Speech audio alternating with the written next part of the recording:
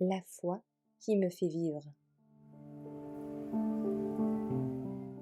Le message de l'heure du jugement, le 4 octobre. Un mouvement qui accomplit la prophétie.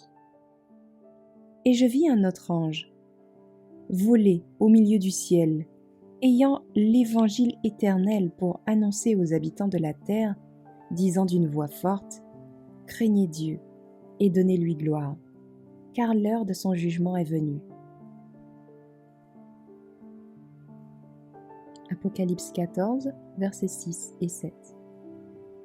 Un fermier honnête et droit, qui avait été amené à douter de l'autorité divine des Écritures, mais qui désirait sincèrement connaître la vérité, était l'homme spécialement choisi par Dieu pour mener la proclamation de la seconde venue du Christ.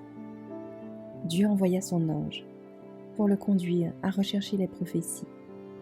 Il vit que les habitants de la terre vivaient les dernières scènes de l'histoire de ce monde et qu'ils ne le savaient pas. Dieu l'a appelé à quitter sa ferme.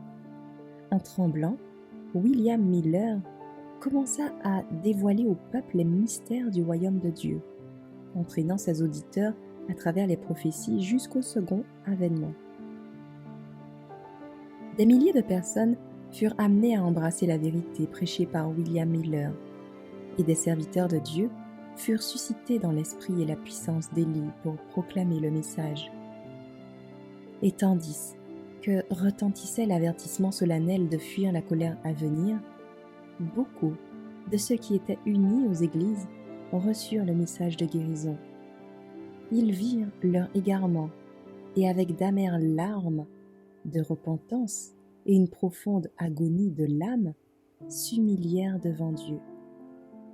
La bénédiction particulière du Seigneur, tant dans la conversion des pécheurs que dans le renouvellement de la vie spirituelle parmi les chrétiens, témoignait que le message venait du ciel. Avec clarté, les croyants ont donné les raisons pour lesquelles ils attendaient leur Seigneur en 1844.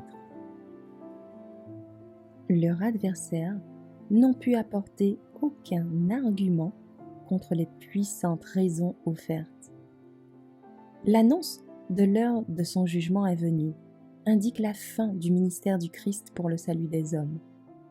Elle annonce une vérité qui doit être proclamée jusqu'à ce que l'intercession du Sauveur cesse et qu'il revienne sur la terre pour prendre son peuple à lui.